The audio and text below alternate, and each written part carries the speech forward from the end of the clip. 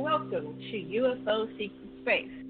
And I'm your host, Lessin, and I'm here with a bunch of people. We're having a panel today with Richard Knight, Susan Johnson, Theresa J. Morris, and Bruce Cornet will be joining us for the second half. So, very exciting show today. We're doing this every Friday from 8 to 10 Eastern, 7 Central, 6 Mountain, 5 Pacific, and 3 p.m. Hawaii time. And we have all the time zones because we have people from all the time zones here most of the time. This is not a call-in show. I've had trouble managing these wild people that come on and say profound and first things, so I'm not going to be clicking on the button. I know you have comments. You can write to us at aquarianradio@gmail.com, and if you have a question for me or any of our panel members, we will ask the questions on a future show. And if you want to come on as a little guest with your 5-10 minute story about your encounters with extraterrestrials, I will set up a private call with you to vet you before you come on the show. But that was a big learning curve. Susan was on that show, I think it was last week or the week before, and I can't have profanities. This is a family-oriented show, I think, on some of them. Okay. First, we're going to start with Richard Knight, and Richard's going to talk for about 5 to 10 minutes, and he's going to tell us, who are you, Richard Knight, and what brings you to our round table? The Knights of the Round Table. Wow, isn't that interesting? This is correct. Aloha, Richard. Aloha. How are you, Janet and TJ and Suzanne? I hope you're all having a lovely evening. I muted them for now because I want you to tell your story uninterrupted for the next 10 minutes. So all eyes and ears on Richard Knight and his story. Take it away. All right, here goes. First and foremost, I hope this doesn't rock your cradles or blow out your windows, but here comes a big advent. Here comes a big advent at y'all, all right? I come from the 16th dimension.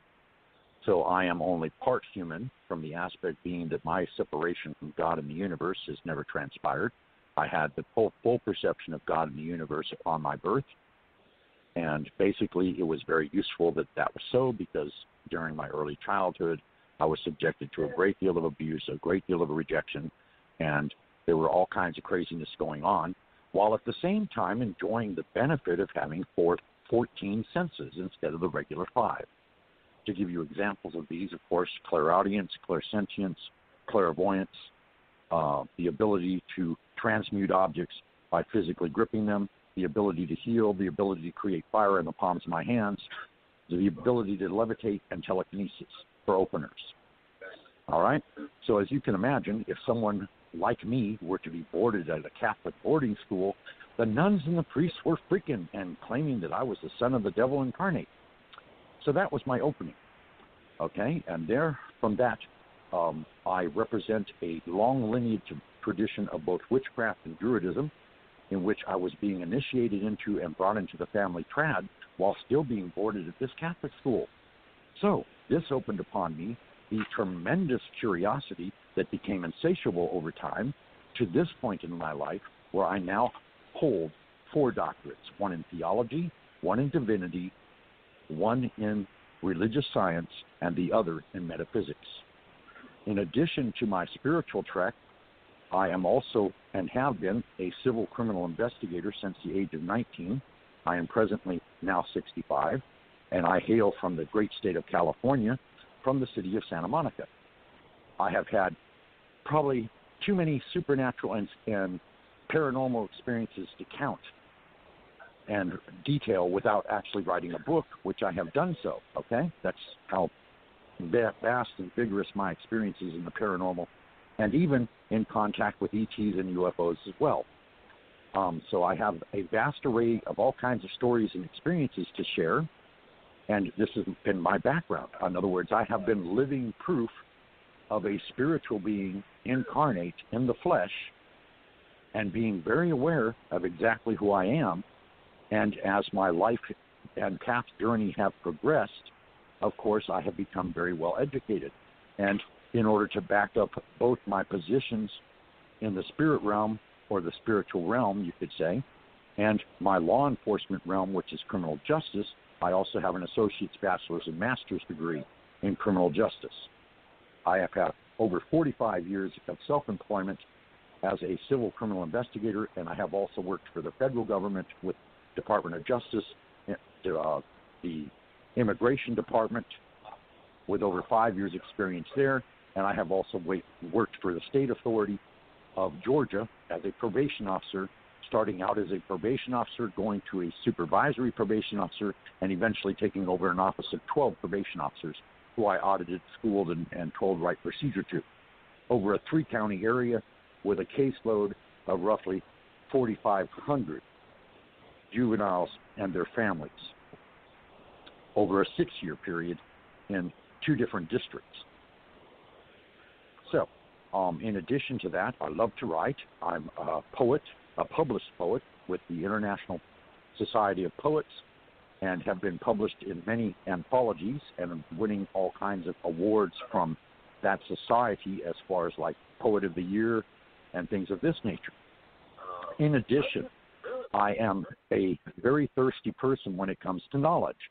So I have studied in depth all of the various genres of literature in regards to the paranormal and the self-development and the self-awareness, as well as being upon the trip of self-enlightenment, as one would call it, from around 1965 to the present.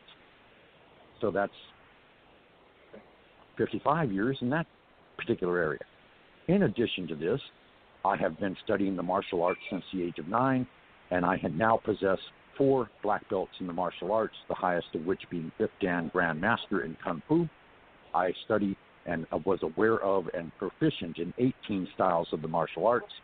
I have done black ops operations for our federal government, of which I cannot speak because the information is classified.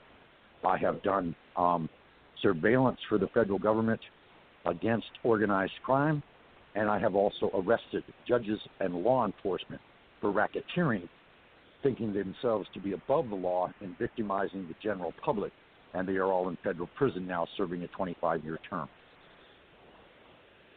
So that's a little bit about me.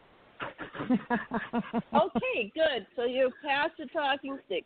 Okay, let me just let me turn off my timer. I have a timer so we don't go very long.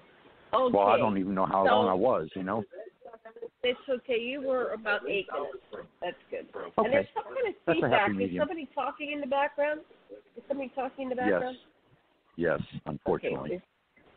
Would you like me to go outside? I don't know, just auditory privacy. Okay, hang on a second. You could muzzle them. Well, this wasn't expected, okay? This was not expected or planned or foreseen. I see. Okay, that's okay. It is one of them spontaneous moments, and they are on the phone with a relative long distance, so, you know. Okay, I understand. Okay, I'm going to put you on mute then, and I'm going to bring on Susan. So, here we go. So I'll still be able to hear. Susan. Yes. Okay, Susan. Hold on. The mic is coming on. Yeah, Susan. hello. So, hi. So, 10 minutes. Tell us your basic story and your top things that you want our listeners to know starting now. About you. Starting now. Actually, around the age of 5. Yeah, how are you? I'm good. Good. Actually, around the age of 5, I had a so-called dream. I don't think it was a dream. I think it was a scout scene or it was a scene, because most abductees and experiencers, they'll remember it later on as a dream or something, which I found out by speaking to various UFO investigators. But at 5, I had an experience where I thought there was these little kids that were my height. And I figured, oh, good, I could play with them and have somebody to play with. And I started to play with them, and they started shooting lasers at me. And somehow I spontaneously produced a beam out of my hands, and I was pointing my hands at them. And then 2 or 3 of my ET people appeared behind me and vaporized one of them, and the other 3 fled. At 7, I had a recurring dream that we were coming into the Earth's solar system, and we were bouncing off the gravitational fields of the planets before we were entering into the upper stratosphere upper atmosphere of the Earth, and a black hole opened up, and I woke up, and everybody, the other crew, which was a human Nyandan crew instead of an ovoid or an Archeron Nyandan crew, that they were still asleep, and I was awake. I'm a navigator, and I said, shift the mass to the black hole, not away from it, because the physics changes when you go into various different dimensions. And they shift the mass to away from the black hole, and we got obliterated. And I was born here in 1960, and since then that was the dream. I'd wake up and I would be cross-legged, facing the closet, all shooken up. And I had that dream like 3 or 4 times. But then when I was at the library, I would study every paranormal book, psychology book, physics book, UFO book, astronomy, trying to figure out what was happening to me, the special relativity, general relativity, everything. And I accelerated my IQ like about 10 or 20 points. And then I skipped 3 grades in grade school, and I graduated on time in 79 from a public high school. And then I got an AS degree in physics, an AS degree in electronic engineering technology, or electronics for short, AS degree in plant mechanical maintenance with a dean's list, straight A's, AA degree in physics. I got certifications in HAZWOPER, OSHA. I got DOE Core Level 1 certification for RAD protection, which is Radiation Protection Health Physics Tech. I passed the Northeast Utilities Test, which allows you to work at the northeastern power plants as a health physics tech. I have like 25 years senior decontamination experience, and I was also a valve tech and an apprentice boiler maker, and also a laborer. And I was a junior health physics tech for like 3 power plant outages. I'm forcibly retired. I've had ongoing alien experiences all my life. I'm connected with, I remember all my past lives and the original universe of where our people came from. Presently, we're working with it on our own, and we were called in and commissioned by the Universal Council of One, which is seated in Cygnus, the Orion councils and stuff, because they needed our help, because we ended the Lyran Wars. And that's why the Star Wars is based on the Lyran Wars. And when they say the Force be with you, they mean us. We are a unique force. I was told we were a force embodiment. And then back in 2015, and I also work. We came in when we were called in and commissioned. We came in through Taurus, from the other side of Taurus, the Aleactron universe, on the backside of Taurus through Aldebaran, and what is now the Crab Nebula. It used to be called Budokan, and it went supernova, and it became the Crab Nebula. And then we were all killed because we were the last group of our kind to stay back to shoot neutral radiation and to the star before it went supernova, to redirect the beam away from the life vein that's running through the sector. And then we succeeded. We tried to get out of there, but we didn't make it in time. And then Orion ship came, and they captured our souls, and they made clones of our bodies, and they reanimated us on board the ship, and blue tubes, silica tubes, or jelly tubes. And then after that, we went to Cygnus, and that's where we settled, and a planet called Archeron, which is either in Cygnus X1 Deneb, or Beta Cygni, or Gamma Cygni, or it could Lambda Cygni, or it could have been R4 or Sat R4 or something. 2 or 3 planets, and they hosted us, and they allowed us to stay there. That's 2 or 3 of the planets we live on. We come from the Urfactinum universe, and back in 2014, I was told that symbol on my right ankle means Urfactinum, and when I did some spiritual work, I went on the spiritual website and I looked at symbols, and the symbol that I have indicates warrior. And I go, oh, that's just great, because I've been told lately in the past 10 years that I'm a warrior, a light warrior. And I am a multidimensional being, and I've been told as high as 22 dimensions. And I don't know if I have clear audio or clairvoyance or anything like that, but I do have a good perception. And those are my ongoing experiences. And I think I'm working with several fleets up there fighting. Maria Calvin Hill actually photographed various ships on the backside of the sun and around the Earth, and I get a strong impression that those are our fleet. And then Bruce Cornet mentioned a book called The Masquerade of Angels, and then chapter 21, it gives you a good idea of how insidious the evil is that's coming into this sector. And we're here to fight it. And because we ended the Lyran Wars and we collapsed the universe in the backside of Draco, and a lot of them, because it was parasitic, evil, disembodied entities that were sucking the life force out of the universe, and some of them escaped into the portals. And then that's when we were called in, because they were targeting the lower evolved, lower dimensional beings that live in the dualistic reality instead of the trialistic reality that governs most of the universe. And now we got to finish the job. That's basically it. There's a lot of conflict between the humans, the ETs. They demonize us. They vilify us. We're going to make our presence known. We show our armadas all over the world. We'll see UFO armadas all over the world. That's us showing our presence and our force to let everybody know that we're the good guys and we're after the evil. And that's basically it right now. We got to eliminate the evil, but the humans have to play their part by becoming more awakened and more aware and regain their individualism and their self-preservation and proclaim the sovereignty of their race on this planet. We also do a lot of planetary synthesis, planet creation, stabilization and stuff. And we've been fighting negative factions of the Secret Space Fleet, but there's two factions that are positive that are working with us. And it's just really horrific. I've been on a lifelong quest to try to find others on this planet from my group that are in physical form, and I think I'm not going to find anybody because so far nobody showed up.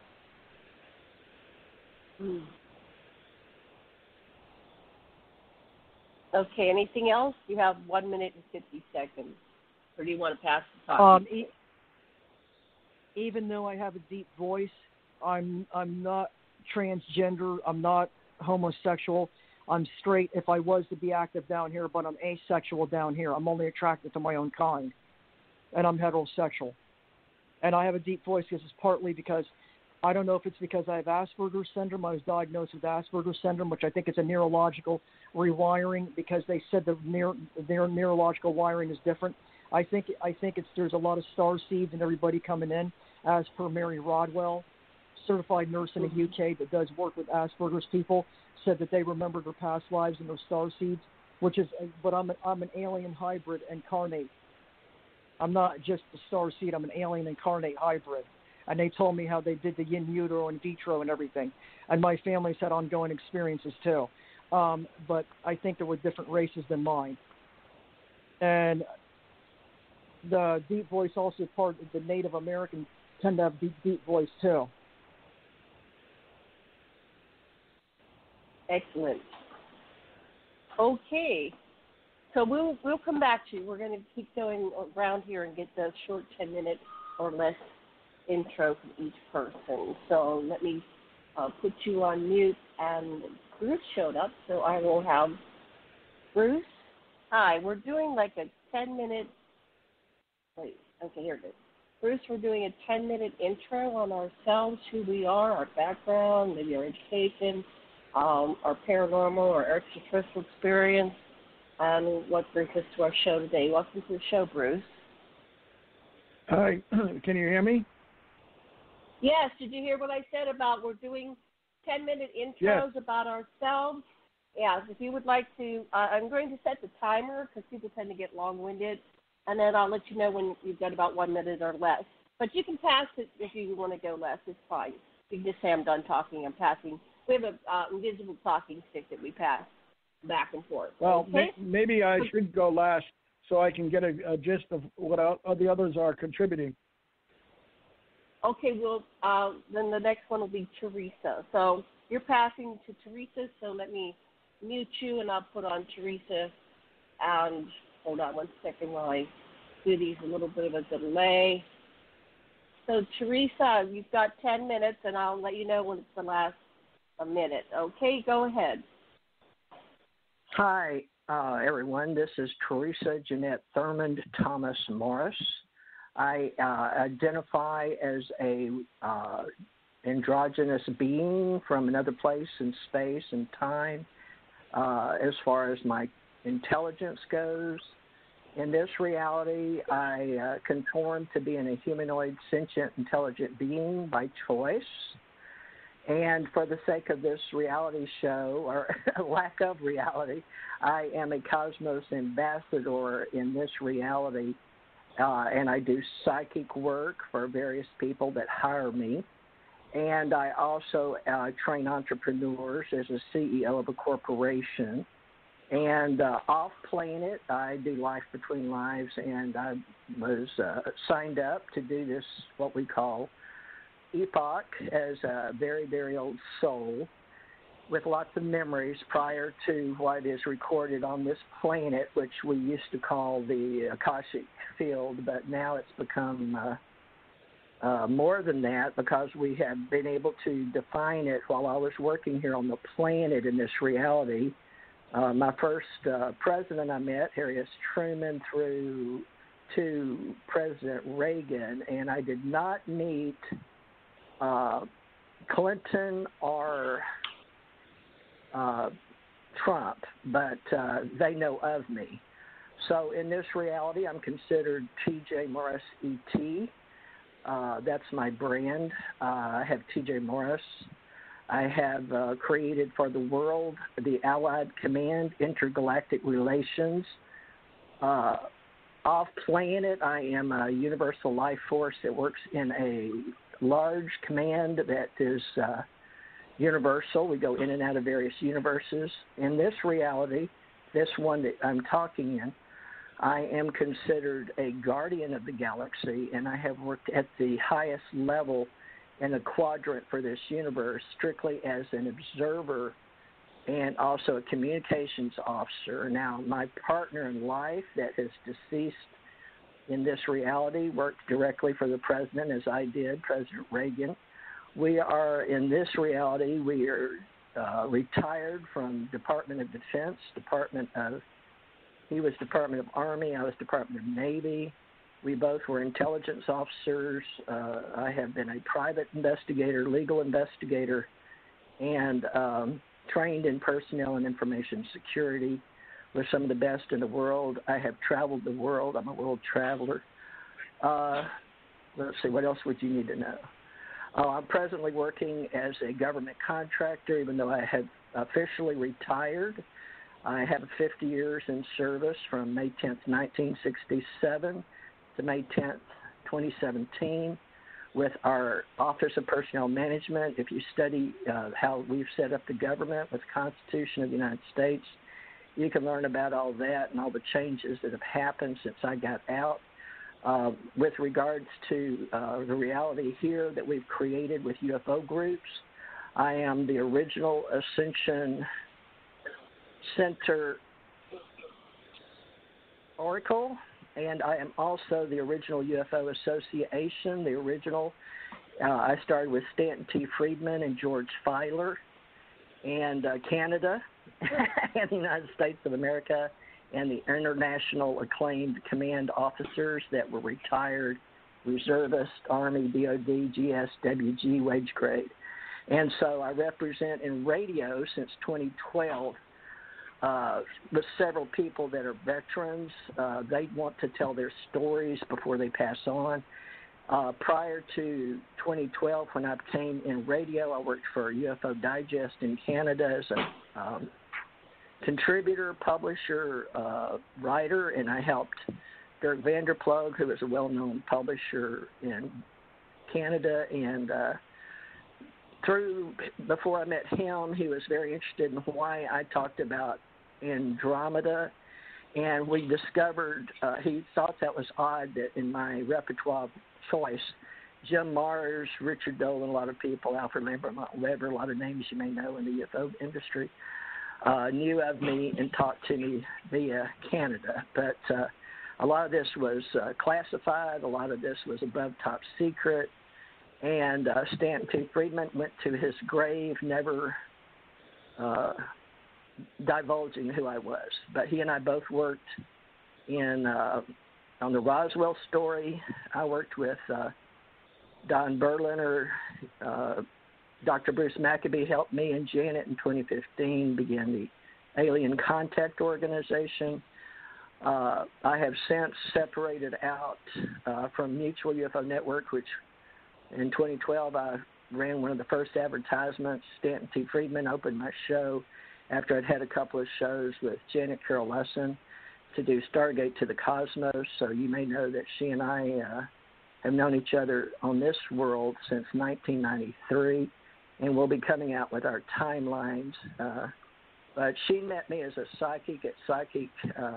I had Psychic Network. I was CEO in Hawaii, and let's see what else. I was Spiritual World Network, and I was asked to take over your spiritual center as president, CEO of a corporation.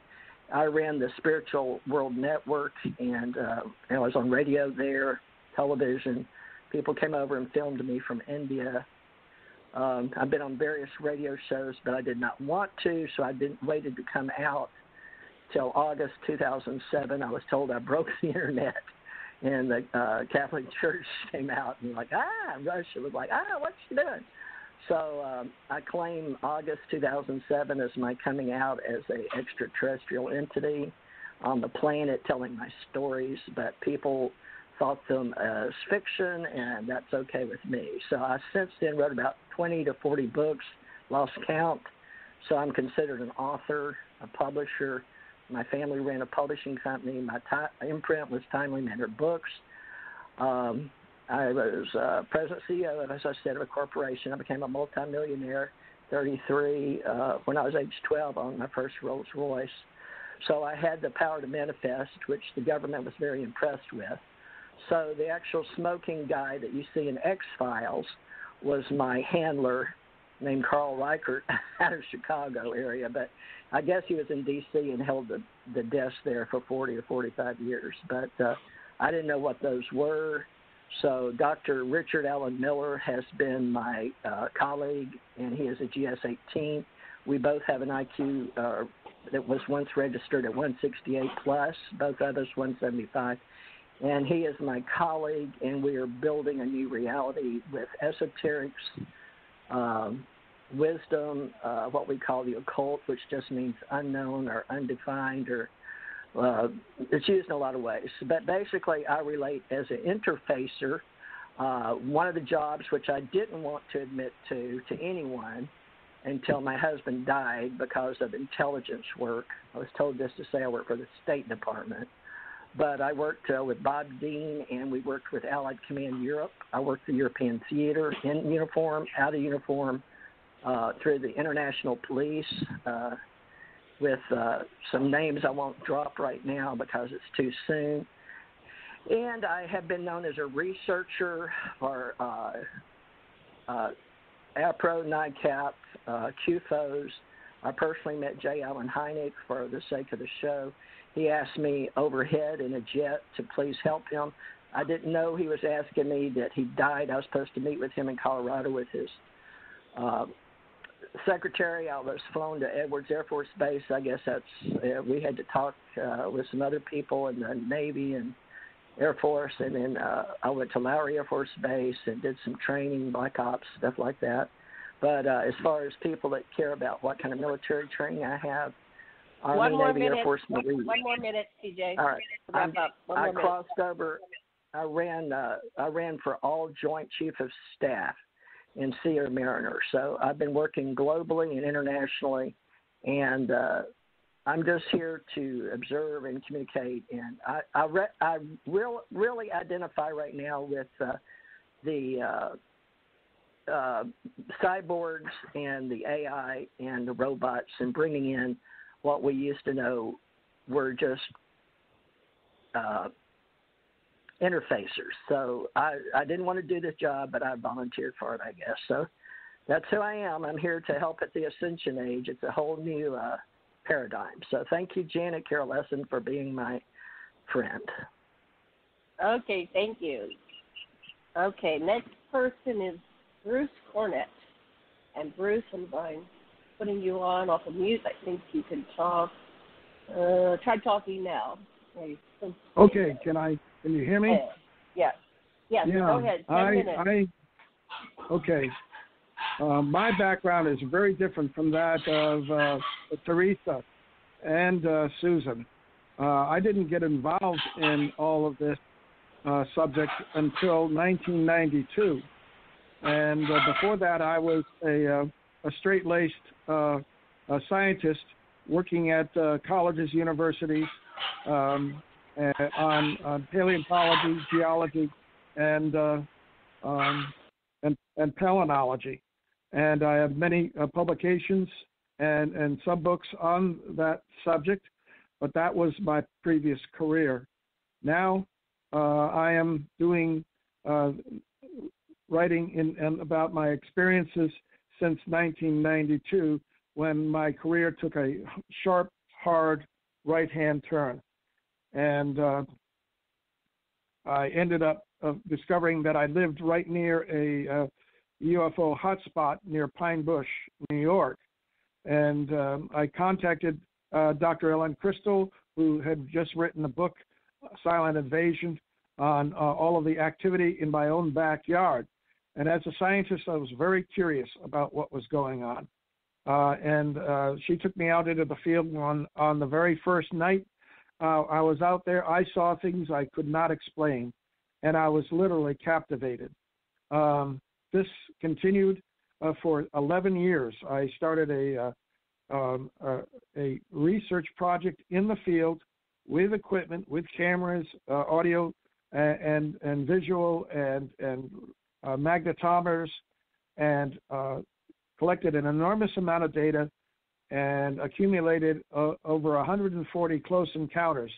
One thing that Ellen had in the field, which was very different, was that the craft would follow her around. And when I went out with her, they started following me around too. And we would go to specific locations in Orange County, New York, and set up our cameras, and the craft would literally come to us and put on performances in the night sky. They, with their plasma lights, would create sky glyphs that I would capture on time exposures, and then piece the pictures together to understand what type of figure they were creating in the night sky, and there were quite a few. I never got very close to these craft. They would always keep their distance from us. They would lift off from neighboring fields and arc over us and then dive into fields or forests behind us. So this really interested me, and I wanted to get to the basis of who were they and what was this. Everybody that went out there sky watching thought that this was, they were aliens. And in my 11-year research, I was able to accumulate enough information to say to exclude the possibility that we're dealing with some faction of the U.S. military, perhaps working with the ETs. But the technology that I saw and experienced in the field was extraordinary by any means. They were able to read my mind when I was taking pictures and know exactly when I was opening and closing my shutter of my camera, and they would move and make movements in the night sky to coincide with those opening and closing of the shutter. So I was able to do experiments and determine that there was a telepathic communication, and I don't know of human pilots that are capable of doing that. In addition, I was able to determine that these ships, which were mostly angular ships, they were not round. Some of them were like the Tic Tac, but most of them were triangles and diamond-shaped craft. The manta ray was huge, about the size of a 747.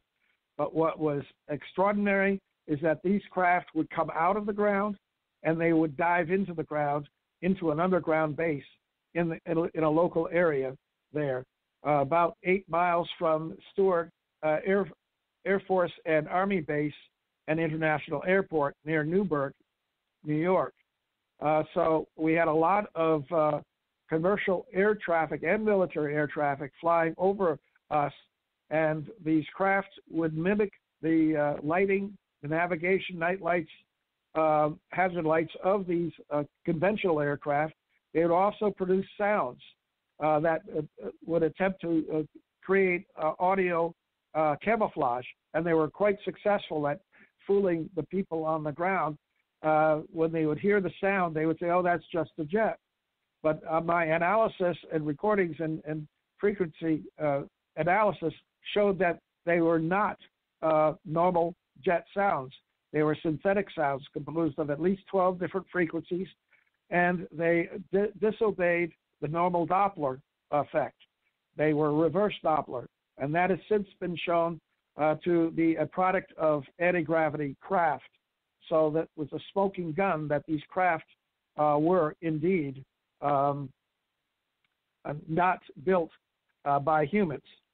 And so I recently published a book called Unconventional Aerial Phenomena in the Hudson and Wallkill River Valley of New York. It was published in 2019, and you can buy it at Amazon.com. There are also hundreds of web pages that I generated since the late 90s, one for each of the encounters that we had in the field.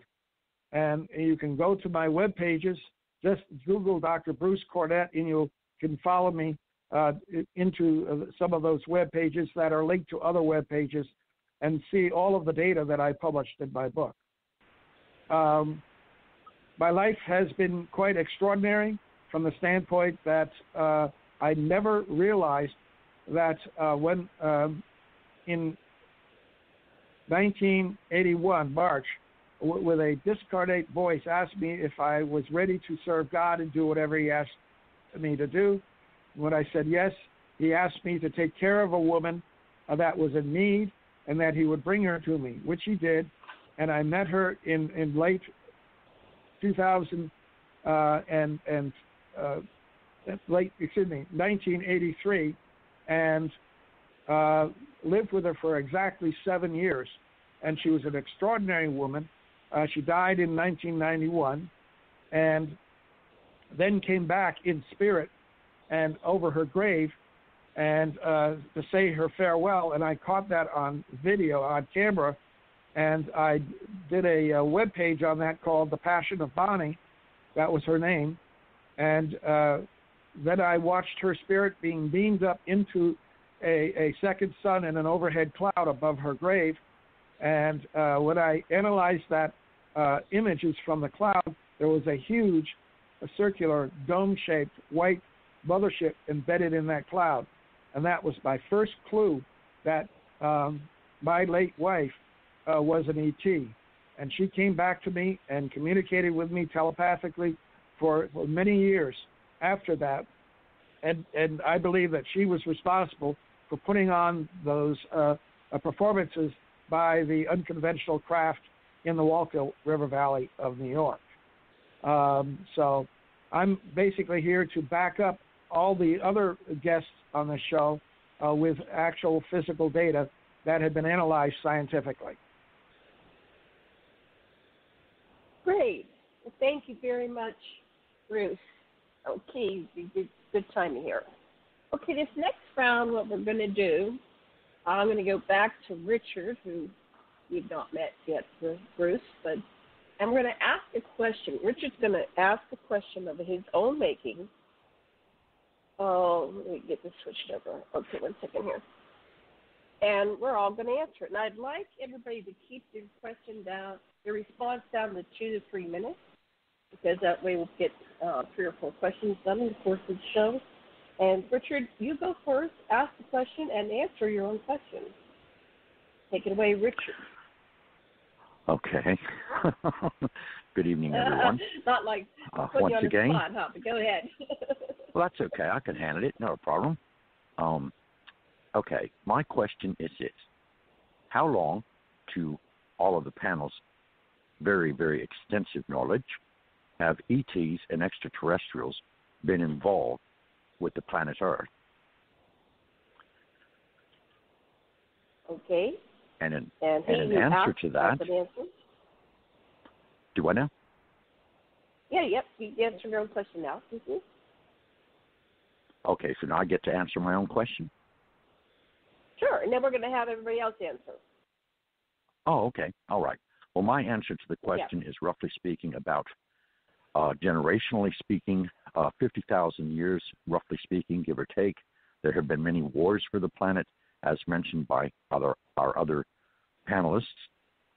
There are still ongoing wars in the seventh dimension that are being carried on outside the expertise of experts here on the ground, as well as sensitives such as myself and all of the other panelists, obviously.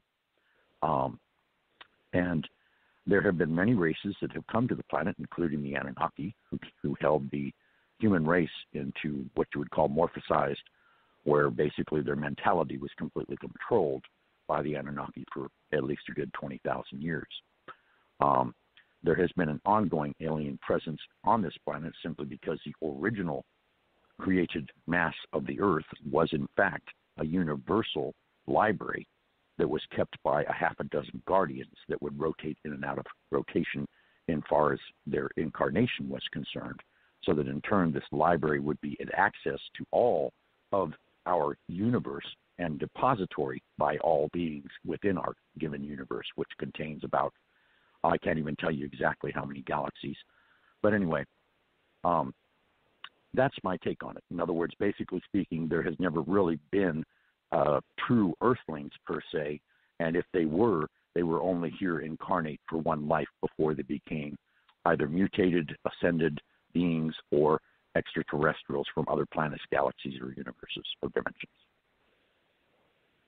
Okay, and then express your question one more time before Susan answers. Susan's going to answer next. Okay. My question to the panel is kind of short and sweet. In your take on things or your observed interactions with the same, how long have extraterrestrials been, basically intermixing or helping the human race here on Earth? How long has there been an ET presence on the Earth? Okay, Susan, your turn. Since before the beginning of the Earth. The Earth was specifically created as one of the primary focusing points on what they would call a matrix that's supposed to govern the baseline light harmonic resonance that regulates the nature of physical reality. There's several Earth-type planets throughout the rest of the universe. Each one of them is on a critical point of this matrix. And each universe is regulated by what they call a light harmonic resonance octave or a system. And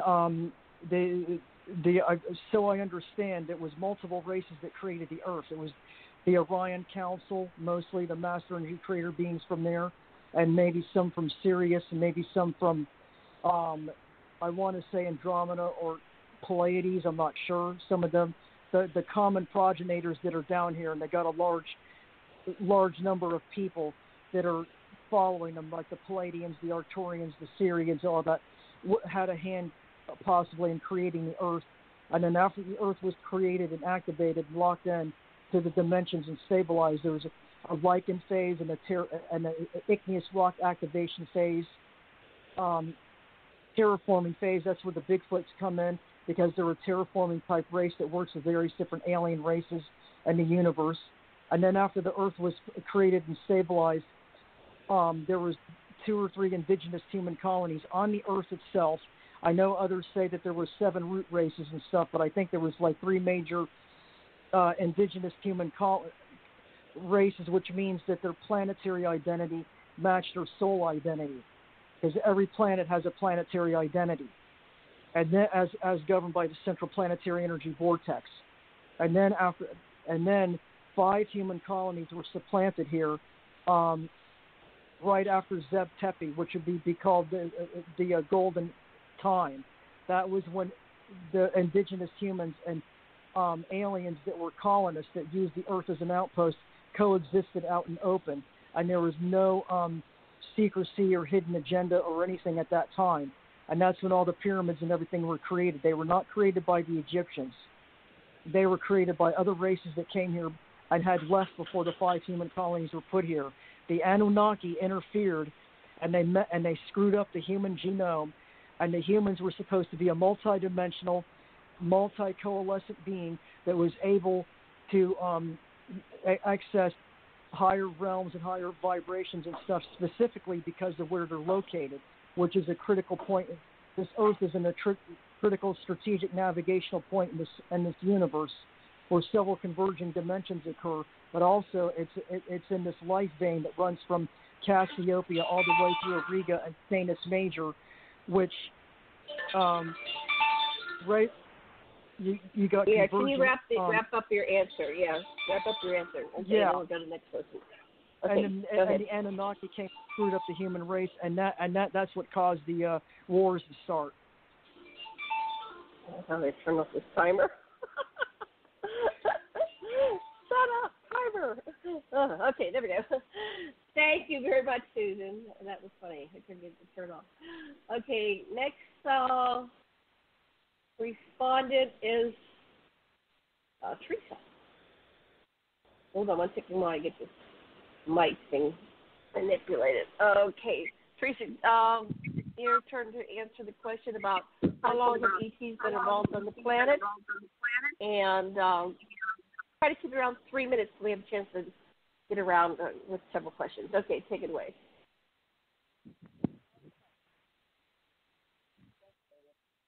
Are you there, Theresa? Yeah, can you hear me? Okay, go ahead. Can hear you. Go ahead. Okay, yes. regarding the story that we're promulgating tonight, You're breaking up. You're breaking up. I'm trying not to. Hear you. I'm not doing anything. I'm not moving. Okay. Go ahead, try again.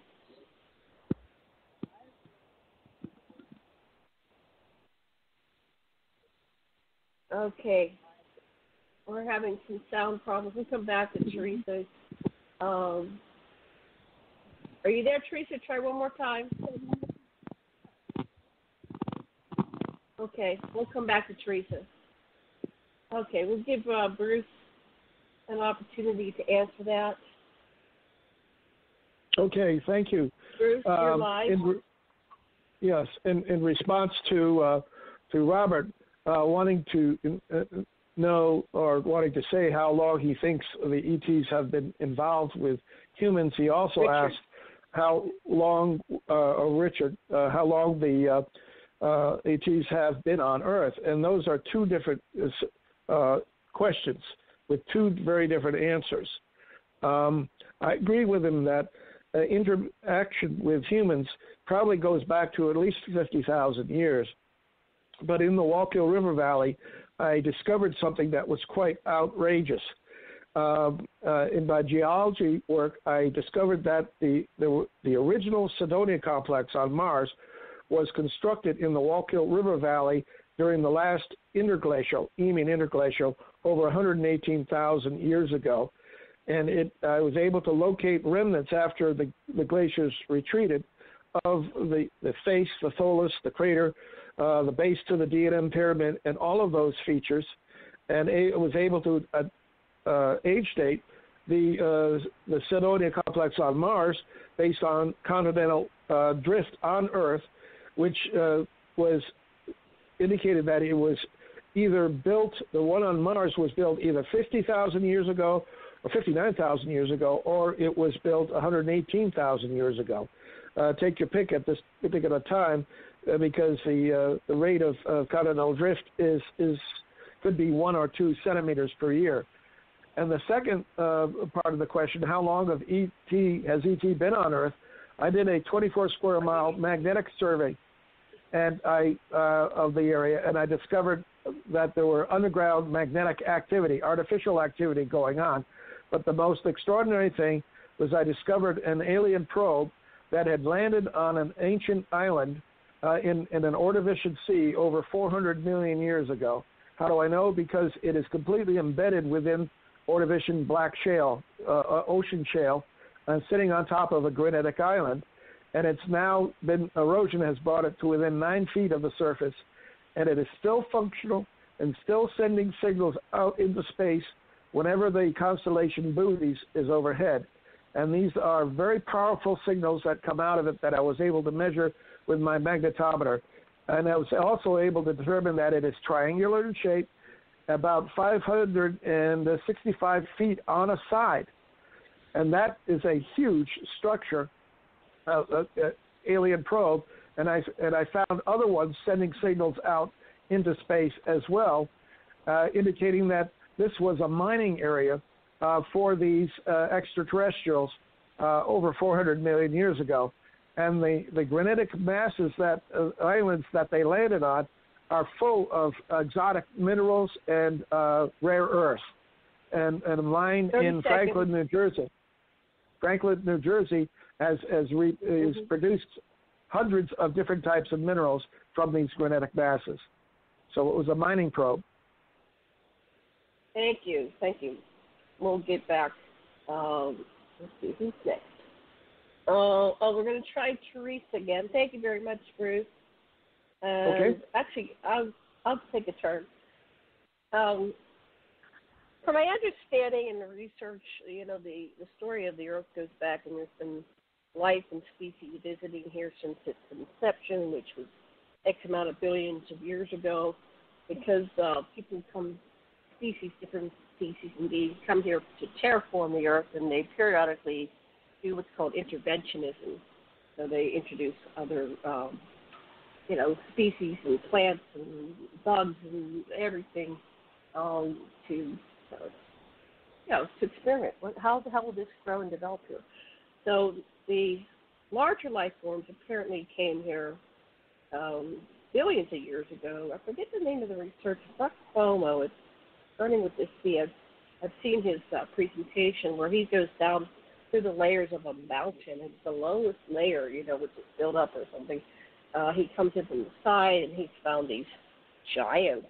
They're like 30, 40 feet tall. And occasionally you see these pictures of them getting washed up to shore or digs of them. And then, of course, people say it's all fake news. So we have the stories of these things. And I'm going to have Roger Spur of Paso University on the 20th on the show. He's going to talk about how everything is alive, and he's been doing the analysis, and there's these stories of these mountains that are actually a giant laid down, and he became fossilized, turned into rock, and some of them died, some of them turned into statues, like Medusa. We have stories of Medusa.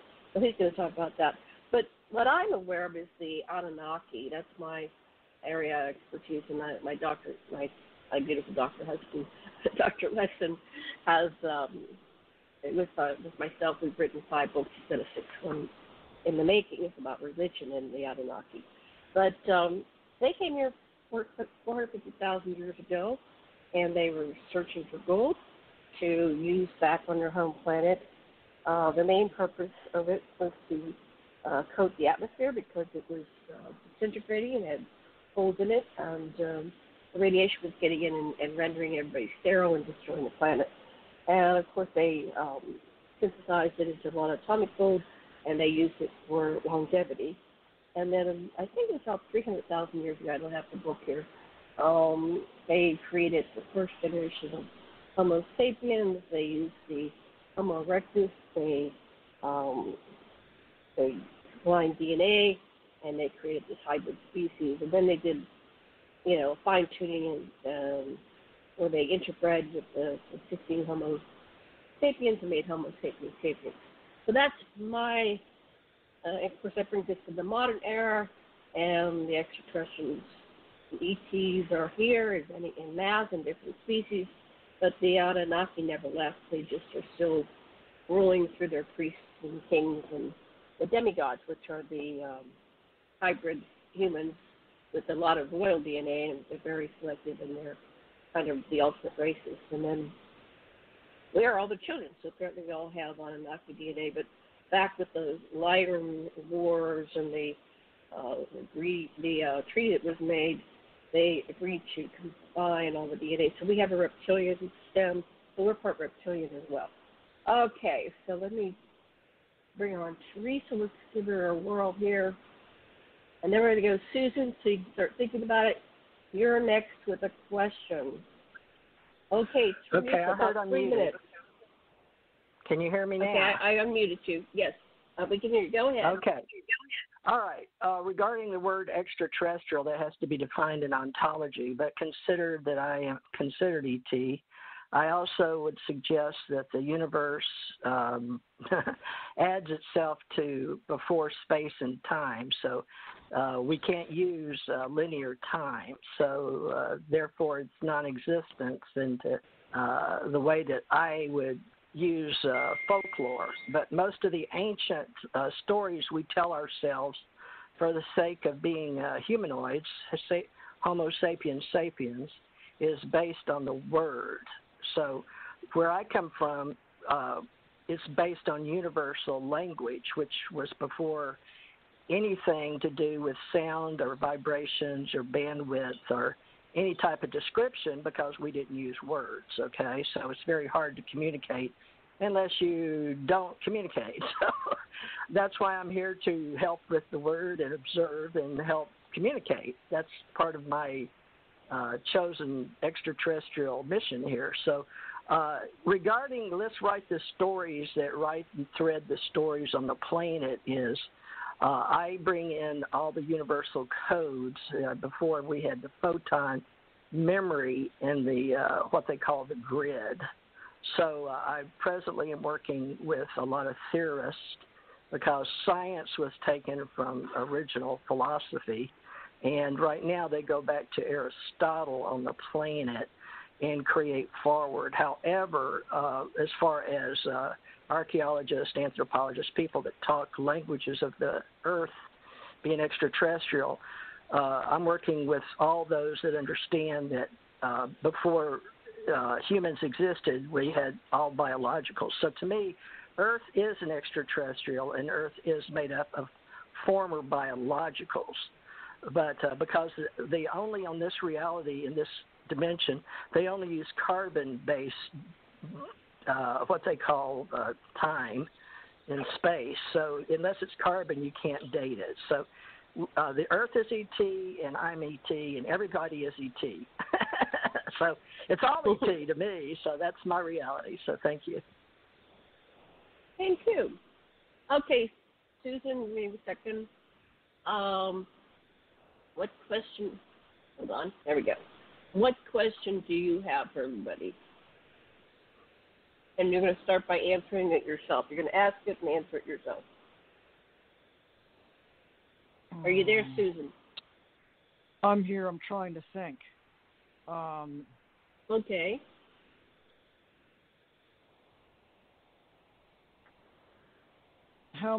I'm wondering how many of you think that the heaven and hell in the Bible, as described in the Bible, are not really places like heaven and hell, but in actuality, and also Nibiru, and also the scrubbing of the atmosphere using gold by the Anunnaki, all of that. Okay.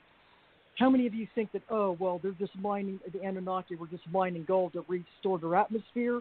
Or do you think maybe perhaps they were using the gold to actually, as baffles, as scrubbers, to clean an atmosphere and restore the ionic balance within that atmosphere that's in an enclosed ship called a surrogate planet-class ship? Okay. So put that in a question. If you can put it in a one-sentence question. Yeah. Rephrase. Okay. Rephrase that. Okay. How many of you think that the Anunnaki were just here just to mine the gold to restore the atmosphere on their planet? And how many think that, well, is it not really a planet, but maybe a surrogate planet-class ship? Okay. And then my answer. Yeah. Go ahead. That the Anunnaki came down here. They messed up the human genome. The humans were already here. I know because I was working with some ETs that supplanted a human race here, a colony from an Earth that was in the fifth dimension. And the humans were very passive and docile and very friendly, and the animals and that fifth dimensional Earth were very aggressive and very hostile. And they put them here in the colonies and stuff, in the mountains, to see how they would adapt. and then they had to be taken off world when we found out it was too harsh down here for that human colony from the fifth dimensional Earth, and we returned them back home. Okay, so the humans here were messed up by the Anunnaki because they decided to make them subservient and usurp them and dummy them down to make them slaves to mine their gold, and also slaves to be used as a commodity in trade and make slave armies and stuff. The gold was specifically mined, like I said, to become to be used in baffles inside of these surrogate planet-class ships to scrub the atmosphere of toxins and renormalize the ratios of the different gases in those enclosed atmospheric climate control systems. I know, I used to work in some of the climate control systems on the ships, colony ships docking in the backside of the sun, the moon, and the solar system. And as for heaven and hell, those are surrogate planet-class ships that are enclosed and are called Arcavanas. Nibiru is not a planet. It is another type of planet-class ship that goes around, and they can also offset the Earth's orbit and create the Great 30 Flood. seconds. And that's what they do. That's my answer. Okay, thank you. Okay, hold on. We're going to go turn on the mic for Richard. Back to Richard. Wow. Go ahead, Richard. Your answer. I thought mine was complicated, but yours panel of geniuses. Just bunch of nerds just here. Really took us out there. Okay. All yes. right. First and foremost, do I believe in heaven and hell? Well, heaven and hell are the creation of the consciousness or the overall awareness of the body of mankind that has been propagated on down through history religiously. Okay, so you're talking about many millions of minds all coinciding together to create these interdimensional realities as a specific place in time, or at least a individual reality that can be experienced by anyone who so wishes basically to do so. For example, there's not just one heaven, there's actually 18 of them. For example, hell, there's not just one hell, there's 7 of them. As far as the Anunnaki is concerned, I do believe that, in fact, their mining colonization and excerpts upon this planet were a cover, a complete cover or disguise to the universe and the galaxy and, of course, our solar system at large to put off, or what you would call sleight of hand magic, to indicate that this is what they were here for and this is what they were doing, when in reality they were completely sent or completely had the alternative motive of completely dominating mankind and making mankind into their slaves. And that's pretty much my answer. Thank you so much, Richard. Okay. Bruce, let me turn on your mic. What's your answer to that question? I have studied religion over the last 30 years very intensely because I mentioned earlier that I spent 7 years to the day with Bonnie, my late wife. And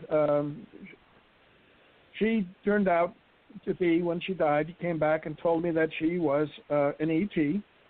Her name, was spiritual name was Kahra, capital K, small a, capital R, small a, and that she was the leader of the Caledonians, and that she had come to Earth in order to fulfill biblical prophecy, that she was the woman who bore the male child in Revelation chapter 12. And it wasn't until 2010 that I discovered this, that evidence for, that her whole life was perfectly choreographed to follow those 17 verses in chapter 12. And what that she gave virgin birth in 1967, August 1st, to 2 children, a male and a female, and they were immediately taken up into space. she was also, was, as I said, the leader of a group of extraterrestrials that I now know were part of the Anunnaki, and they were responsible for trying to roll out the prophecy that is given in the Bible. So we have I was directly involved with the beings that were part of what Richard says were the group that was enslaving mankind and trying to bring about the compliance and worship of them. And Kahra was, interestingly enough, means a spirit of goddess, and she was the goddess that the Egyptians, the Isis, Nephthys, Set, and Osiris worshipped back during that period of time. She is also the writer of the Quran, the scripture in the Quran, and she said she is that the Judeo-Christian Bible is her biography. So I had direct contact with the very beings that Richard was saying, and Janet, you say, are trying to control humanity. Okay. Are you done? You complete? I'm done. Is that enough? Thank you very much. Cool. That's sufficient. Thank you. I'm going to go on to Theresa. Hold on. There we go. Turn on the mic. There you go. Now I hear unmuted. Now I hear it. Okay. Now, regarding work. Okay. Regarding me and the way I identify and I witness is the words we're talking about are only of stories that have been created by thought forms. And many thought forms where I relate to who I am after dying many times in this reality is life after life and life after death. So in those realities where I am presently, it's like interdimensional travel. It is the fact that I know I'm here now in this reality, but it's like I would prefer to use the term of entertainment and gaming because this is a radio show on radio waves that we're creating together, so we're all creators. Now, this is the same way that humanoids have met on the planet in order to have a physical reality to entertain each other on a learning planet or to some prison planet. So that's where a lot of these dualistic words come from. But in my level of education above this reality and above this dimension is we're working in spaces that you can't even imagine on the planet because in this reality I've been in them, and I can't explain how you can walk into a home or a ship 30 by 30 and it open up to a whole nother reality. So we're working on that, and right now they're called magnetic monopoles, according to Dr. Richard Allen Miller. So I'm here learning to communicate and work with ontologists. But regarding the Anunnaki, that is one of the stories that was written on this planet by people of before they could read and write, really. So they had scribes who fired clay tablets. And that is about the word Anunnaki means those from the heavens came in human earth language that we call the business language or American English. So most theologians are aware of that, as is the intelligence community. But I can say that in this reality, that is why Iraq, they had people go in and destroy most of the Anunnaki museums in Iraq to get rid of that story. So, stories get ruined on this planet. So I'm very upset about that in this reality as a three-dimensional humanoid. So I'll end it with that. Oh, heaven and hell. Yes, those are man-made descriptions in geology. And on a timeline, I've described it in a science book for the Chinese. And zero in cyberspace is -1 and +1. Everything's zero.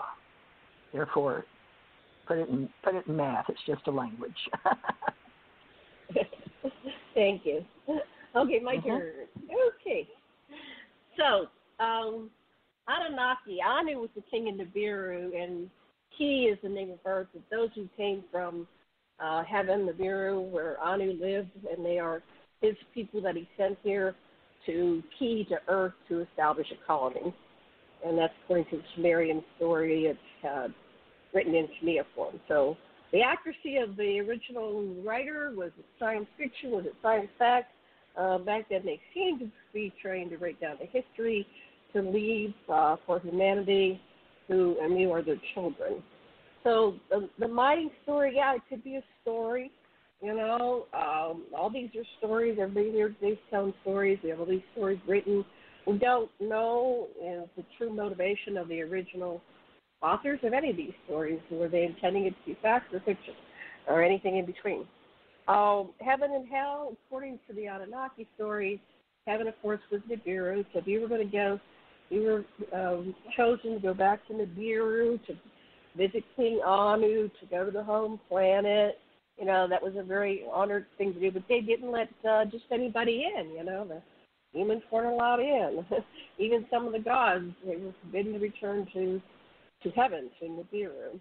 But, and then the hell part, hell was known as the Absu, the South African mines, and they still exist. So Michael Tellinger has all this information, videos and books about, he lives in South Africa and the mines, and he's found Anthony's lab where he created Homo sapiens, and there's all these stone henges throughout, you know, Africa that it would have taken millions of people to make them, and there's no explanation because the population isn't large enough to make these based on how old they are. But you know, as for a spiritual place, you know, I've been dead and came back, and I've worked with the dead, and they seem to have it's like a state of being, whether they experience heaven, you know, good experiences after they die. I think that's another thing. George Harrison kept saying the names of God, so at the moment of death he would meet God. So a lot of people do things to try to end up on a good side. And if you go to the stories about people when they die and they come back, or they do, what do you call it, regression to the life between lives, you know, there's lots of stories of where you go, and based on what you believe or think is kind of what you carry with you. So I will end with that. And let's see, we have 46 minutes. We probably have time for one more question. Let's go back to Theresa. What question would you like to ask our panel? And start with yourself with answering it.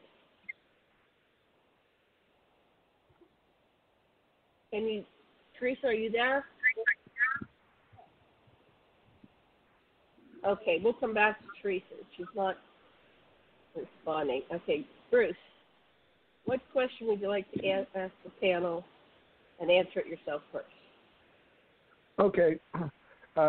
What I got involved with was a prophecy that was being fulfilled by one of the Anunnaki, who claims to be Kara, the goddess worshipped by the other lower demigods of ancient Egypt.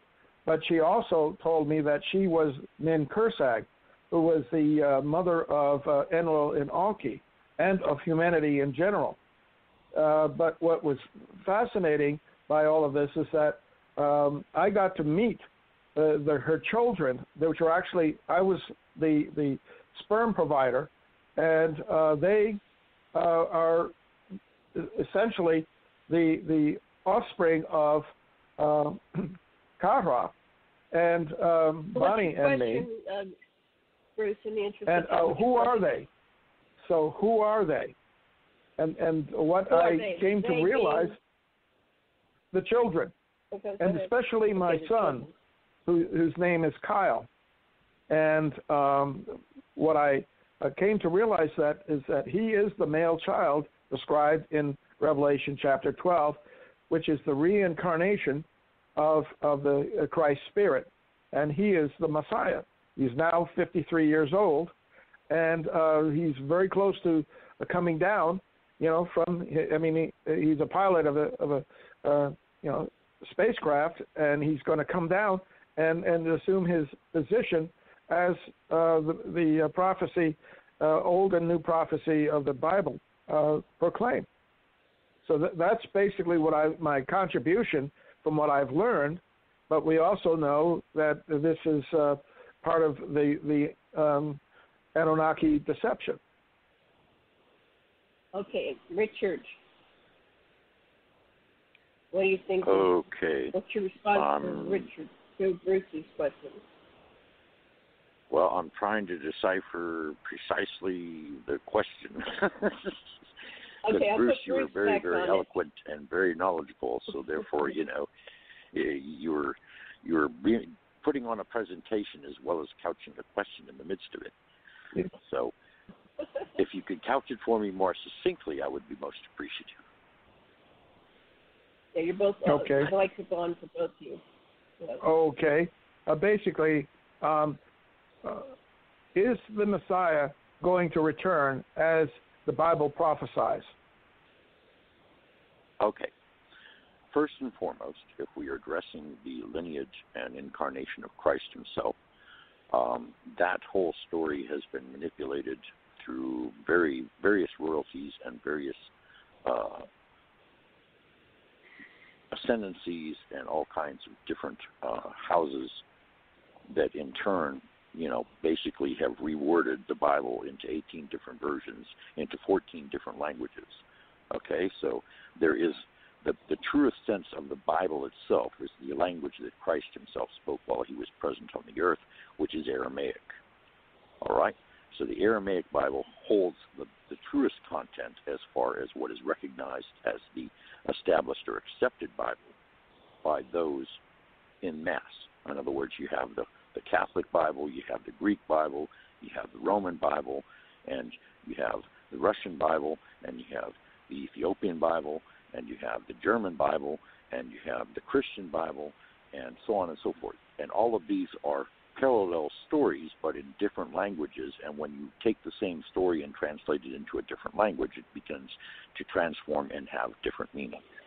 So, in reference to the second coming of Christ, as the book of Revelations was revealed to you by and from, as portrayed by John, it has already happened.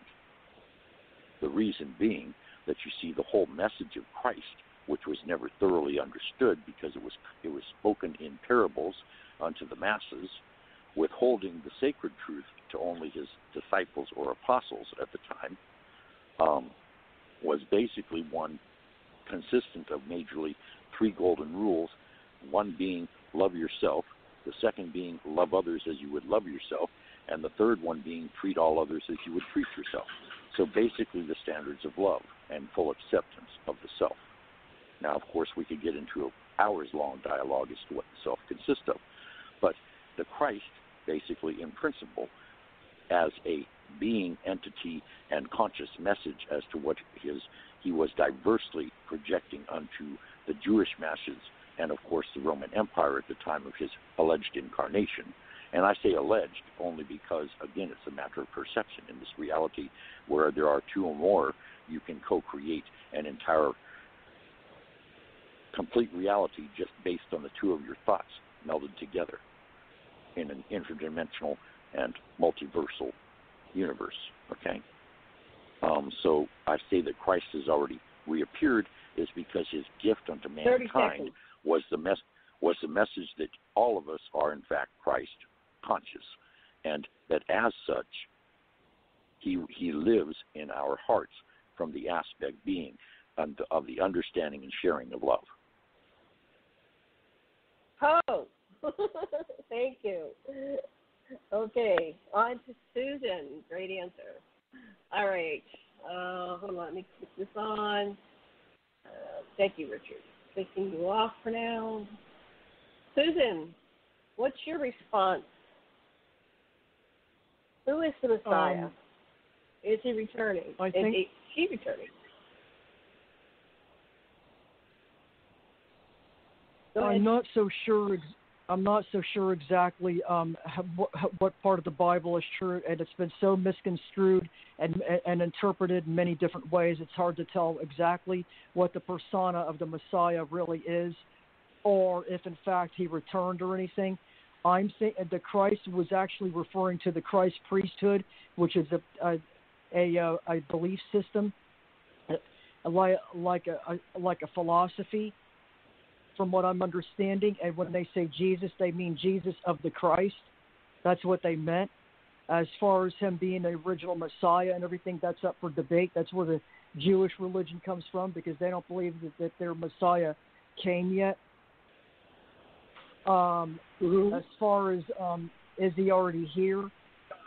I'm not so sure if there is a second return. I do know that it could even be a parable that might even be mirroring the fact that on Ancient Aliens, the series, they say that, oh, well, we're going to return. And then a lot of the Ancient Alien cast are saying, no, they never left.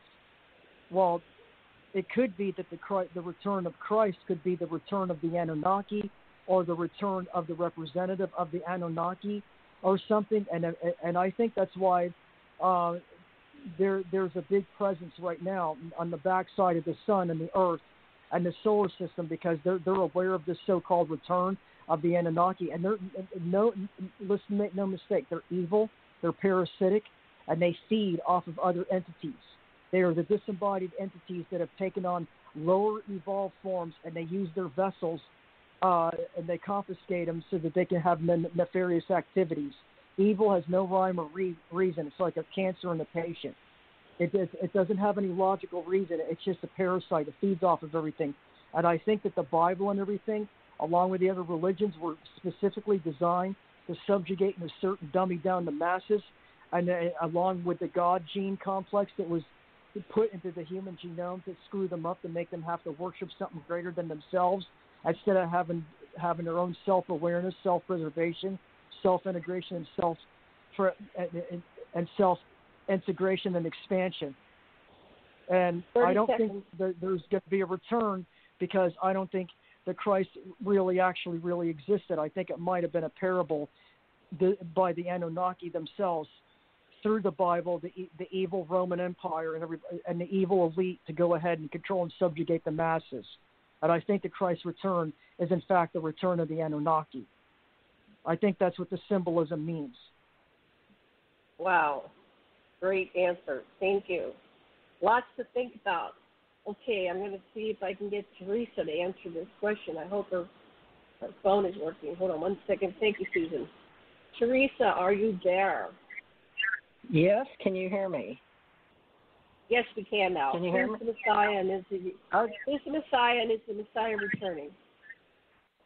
Well, it depends, again, on ontology, and it depends on the person or the data package of thought forms and intelligence that the question being asked. It's like Q in Star Trek, okay? But I believe that Dr. Bruce is referring to what in America and in theology is one of the Christian beliefs, as well as the Jews, as Susan referred to. So these are words, folks. These are stories, and these are thought forms to separate the masses. Now, what I understand about people dying is there's been many people on the planet that have waited for a Messiah.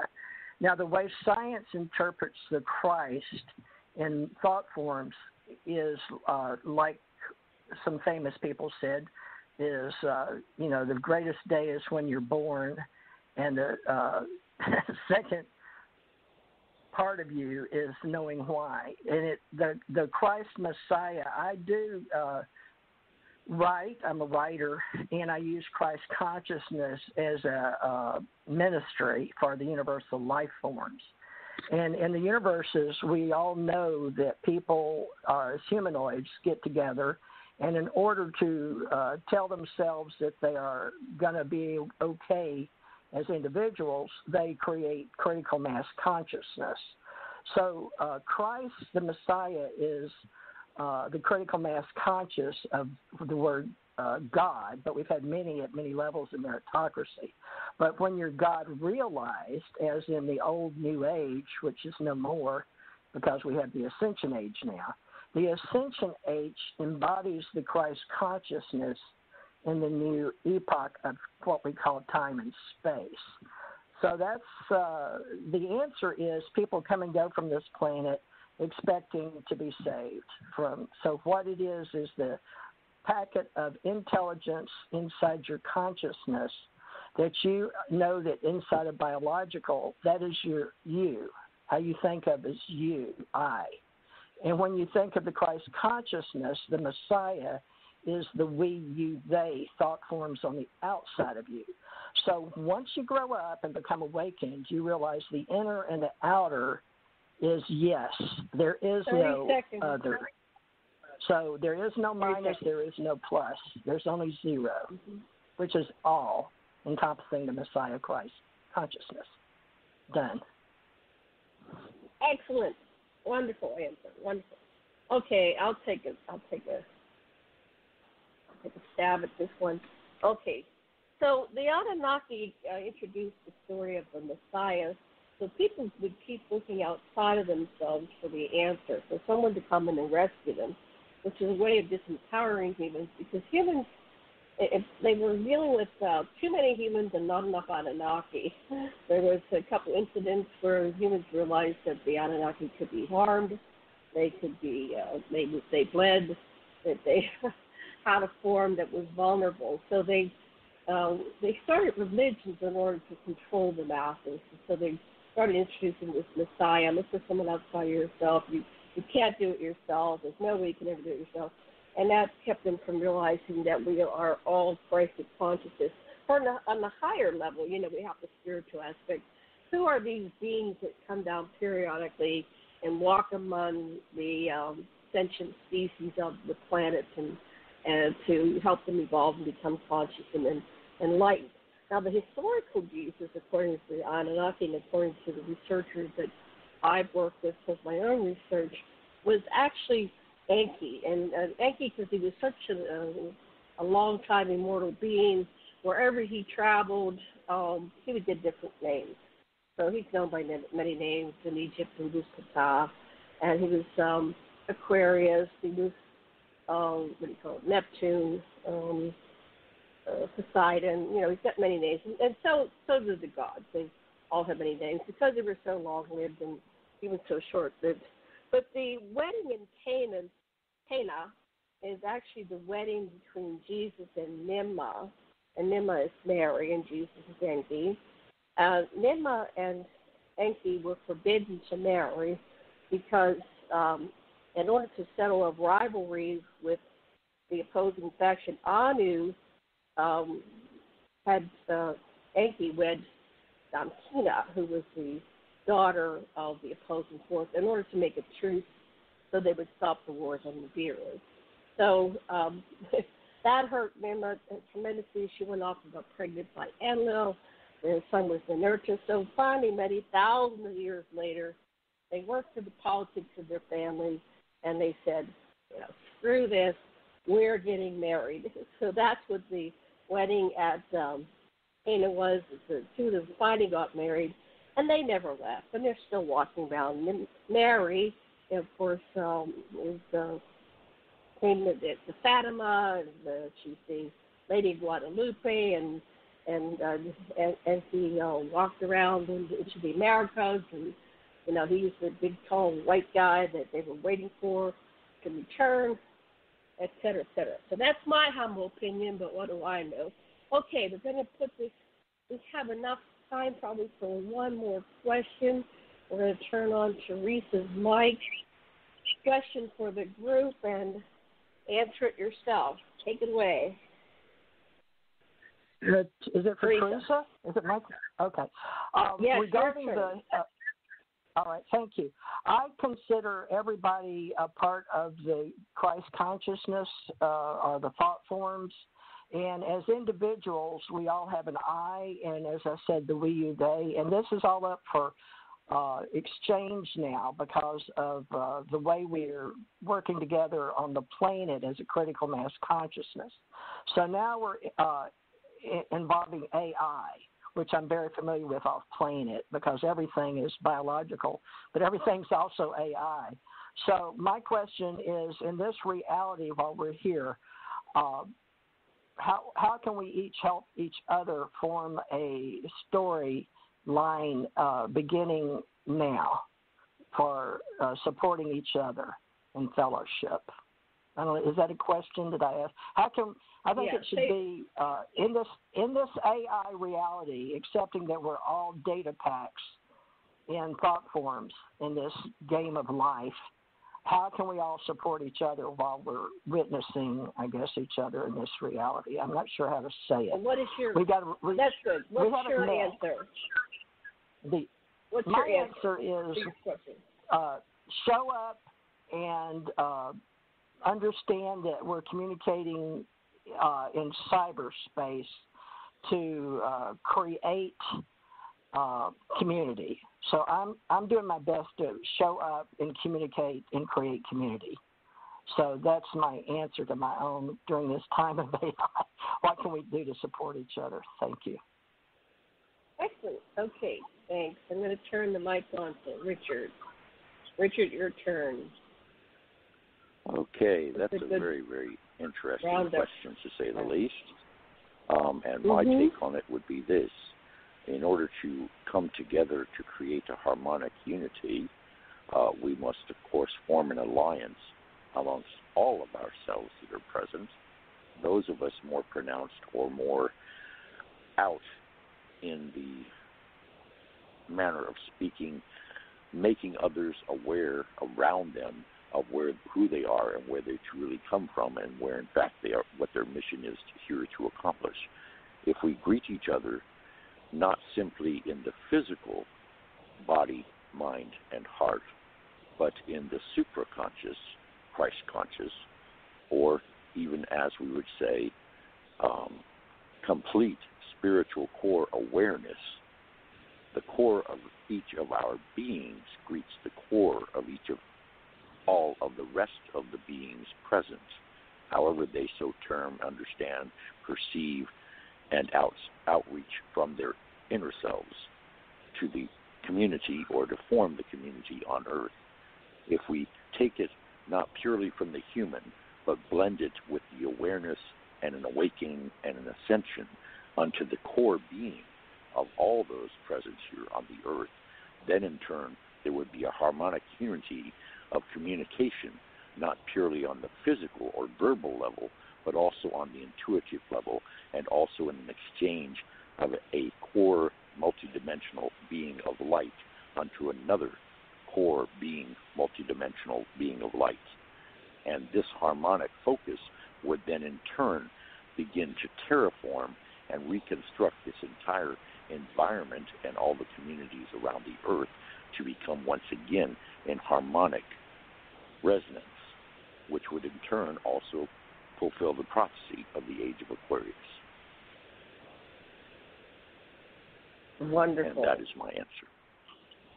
That's good. Thank you so much. Awesome answer. Okay, so let me turn on Susan's mic. How do we create community? How do we support each other? You got to recognize your planetary identity, your universal identity, and your soul identity, which is your first point of inception and creation, whether it's this universe or an alternate one. Realize your true point of origin and your true soul group and everything, and realize the other races that you're trying to help or intervene on an ontological level. And always for the good. Mm-hmm. Anything else? We have about 30 seconds. Are you complete? No, that's it. Okay, thank you so much. Okay, Bruce. Oops, hold on. Sorry, Bruce. There we go. You have to click that just right. Okay, there you go. Essentially, I mean, I am impressed with all of the comments being made here, from Richard to Susan to TJ to Janet, and what I was trying to present is this concept that if there is going to be a human representation of the Messiah, just as many believe there was at the time Jesus was on earth, will the public believe that he is who he claims to be? That I doubt will happen. I suspect that if somebody were to claim he is the Messiah, you would have as much acceptance and dissent as you did 2,000 years ago. And I don't think that's going to be the solution to bringing people together. And I don't think that there is going to be a single savior that can change all of the problems that we have created for ourselves. We need to correct our own, clean up our own house before we begin to want others to clean up theirs. Excellent. Are you complete? Only that I want to say that for the sake of the information being presented, that as Susan said, that that she didn't think that Jesus actually existed, that he is more myth. Well, that has been held by many people, and yet it's too bad that you didn't invite Tommy Sinisi on this show, because he claims to have lived at the time of Jesus and to have known Jesus personally. And so he could correct that misconception. Then you have the Gnostics, who didn't think that Jesus came in the flesh, but that he was mainly spirit, and the Christ spirit.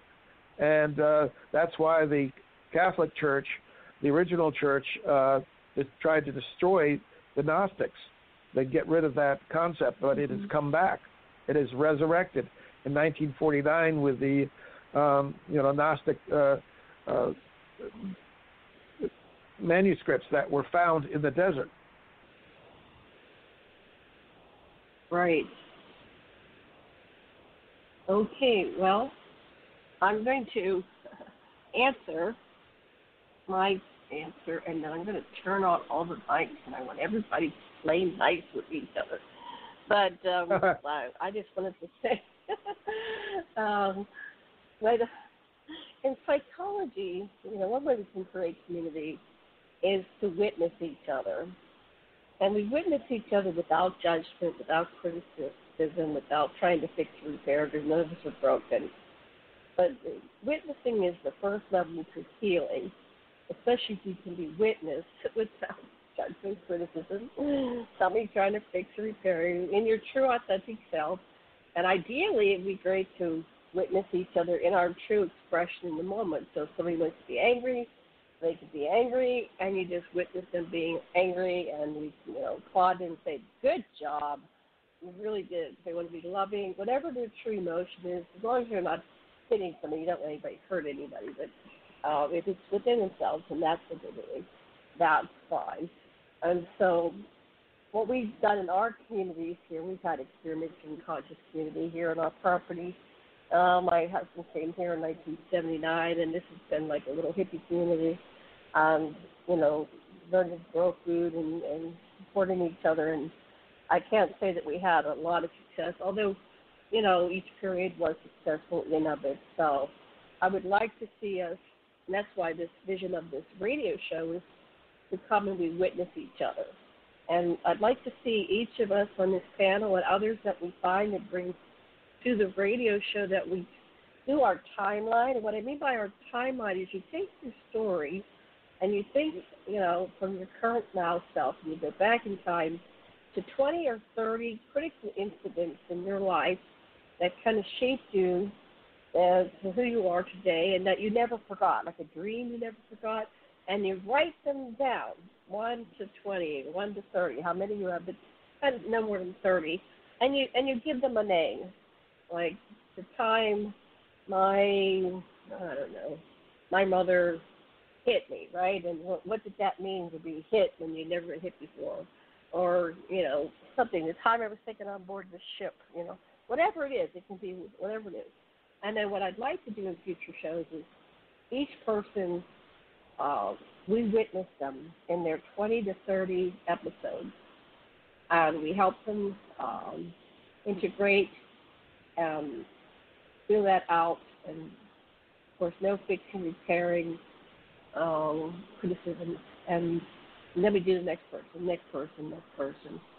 And so that's one of my concepts. So now we have 19 minutes left in the show, and there is somebody on hold, and I'm afraid to turn it on because the last time I got all these obscenities. But I'm going to turn on the mics of our panel members. I'm going to walk away from this for just a minute because I have to do something. And I invite everybody to just go free flow, and it's called popcorn. The one who has the most to share will probably emerge as soon as I walk away. And please be mindful, there's only 18 minutes left, and when you're done, say, I'm passing the mic. And then the next person speaks, and try not to cross-talk. I'll be back in just a minute. Take it away, panelists.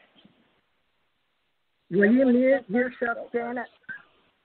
And we usually do this by time, so there's 4 of us, so that'd be 4 minutes each with a closeout for Janet at 2 minutes.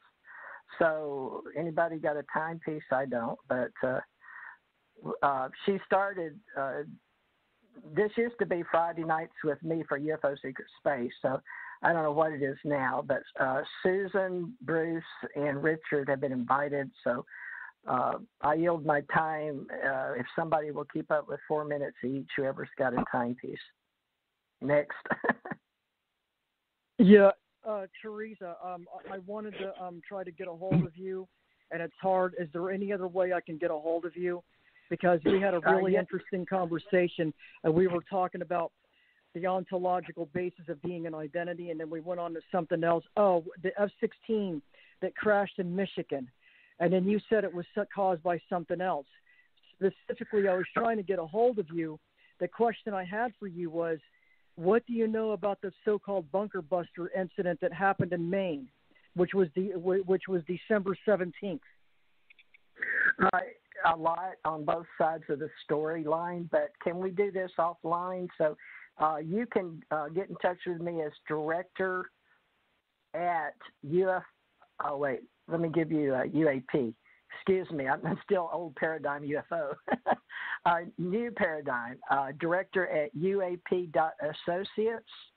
And that is where they're combining all my Microsoft and Gmail and my personal domains of about 35 different domains with GoDaddy in cyberspace. So if you'll direct your email to me and you and I on phone, do you do Skype? Yeah, I do Skype. Perfect. My name is TJ Morris, ET. And all you have to do is schedule a meeting with me by contacting me and making me a friend on Skype. And I do 15, 30-minute intervals. But for you and me just to be one-on-one as friends, no problem. It's just, I'm going to be honest with you. Once you cross my path, which apparently you've done, I'm a soul traveler, and I pretty much have already... I didn't hear you cutting out. I'm sorry. Just so you know, I'm a soul... Okay, let's see. Hello? Can you hear me now? Can you hear me? I'm back. All I heard was once you cross my path, which you've done, and then that's it. And then you faded. Yeah. Hello? Okay. I heard the whole thing perfectly clear. That's it's bizarre. All blank. That's bizarre because I heard everything that TJ had to say. Okay, weird. Can you hear me now? This format isn't is kind of a little bit flawed. I'm thinking of taking this show to Zoom, and we could try that next week on a Zoom format. You don't have to show your face if you're shy. You can just keep your camera off. But we might get a better recording because there's something about, oh, we lost Susan. Okay. There's something about this format which is flawed. Well, I'll try to call her back. It's not just the format. It's that when you have beings that are fully awakened and conscious all gathered in one place, we have a tendency to blow circuits on satellites and other communication devices and create static in those systems, and as a result, it interferes with communications that you're trying to have between any pair of given individuals for conference calls. Oops. Wait, I got to do that without sound. Okay. There's a way of calling without having the sound. The calling sound. Okay, there we go. I'm trying to get Susan back on. Okay, go ahead, Richard. I'm sorry I interrupted. Can you hear me? No, it's okay because you see, you were addressing an anomaly because Bruce and Susan did not perceive the last pronunciation of TJ's means of sharing the best way to get in communication with her, and I had no interruption whatsoever. This was only experienced in program between TJ, Bruce, and Susan. Mm-hmm. Now, it's kind of a bizarre anomaly in a manner of speaking. But again, can you hear me? Yeah, I hear you fine. Oh, okay. We can still hear you. Weird. A lot of people can't hear me or get in touch with me, Janet. I don't know what that's about. Apparently, we don't know. Richard has insight. But that's well, okay. if we're speaking cyberspace, you're talking about walls creating themselves and dissolving themselves, and dimensions creating space, and black holes and wormholes and portals all showing up at the same time, and beings from all kinds of different dimensions, like myself showing up at one time. That's right. Mm-hmm. So we can talk multiverses, and we'll have to create those threads. But apparently different people want to know lower level, what I call three-dimensional thought forms that they're in their reality. It's like a game of life, but there's various paradigms and dimensions and realms. And so we have to do meritocracy, which people don't like to do. But unfortunately, most of the demigods and gods that I've known in the past and in the future and in the now, past, present, future, because there's no space, there's no time, in the photon clouds, of the thought packet consciousness, I'm well aware the reality, that's what we're all working on, is who we're going to be in the future, is the way it's said. But actually, it's us in the now, and I'm in the future, and I'm in the past, and I'm in the present. And I'm okay with that. But I like being up there at the universal level, and that's the story that Janet wants me to tell. So that's the one we're working on. I work in multi-levels. Just so you know, I'll quote Beta, Alpha, Theta, Delta, Gamma, Sigma, Tau. We use 7 levels, not like you said, just conscious, or you said super conscious, but we were teaching that in the 30s and 40s.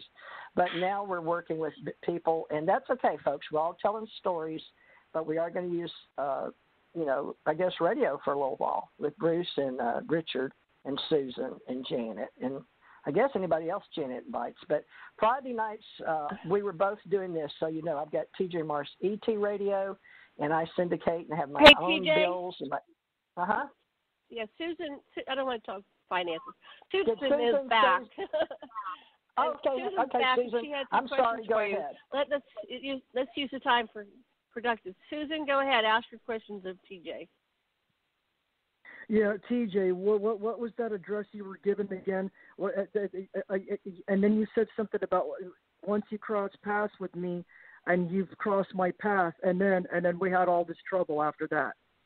I was going to say, I hope you can stay in contact, because so many people are trying to work at critical mass consciousness in 5G right now, that the radio waves and the microwaves and all the waves we have are all messed up. But please try TJ Morris ET on Skype. I have Google Calendar. Janet needs to make a forum, or I do. I have Blog Talk Radio, and she has Blog Talk Radio. But Susan, I'll be glad to bring you back on my show separate from this one, and we can talk some more. Everybody that wants to interview with me, I'll do that. So I don't know. Janet's the only one, and Tommy, that have ever been able to contact me on this planet and stay with me. Now, Richard I don't has seem been to be able having to. any problem. I know Richard doesn't have any problems. So, Susan, I guess I'm it not. depends on. I'm not really human. Well, yeah. So, Bruce, I don't think Bruce has ever had trouble. Have you, Bruce? With what? Communicating with you? Yeah. Reaching her, yes. Oh no. Interesting. Huh. No, I've got her on Skype. I get Good. messages from Skype. Okay, well, let's try that, Susan. And I got a phone number. You want it? Wait. You want my phone number? 850-781. 850-781. Wait a second. I gotta get something to write it down. You can call me after the show.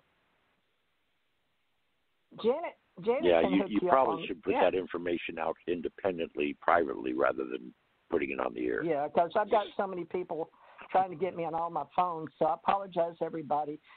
They've got all the lines tied up to me, and I've had people coming in my house, and they're trying to fix it. Thank you. Janet, just keep us together. Okay. Go ahead, Susan. Yeah, so if you're going to give out the phone, it's going out to everywhere. Do you want to give out your phone, TJ, or do you want to do that on the email? You can do that. You can give it. You can give it to her. Give it to her off because I'm not sure this one's publicized. All the others are blasted out, full blast. Yeah, you didn't. It wasn't Wait a completely minute. 10 digits the last four. visible. It wasn't all those completely 10 spammers digits would get visible. it.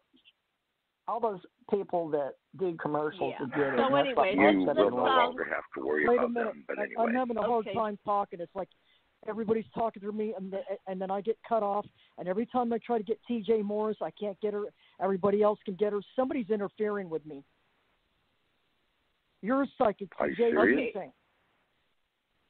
So I'm going to mute everybody so you can have the last 5 minutes talking to TJ and ask her your questions. So I'm muting everybody else. Go ahead, Susan.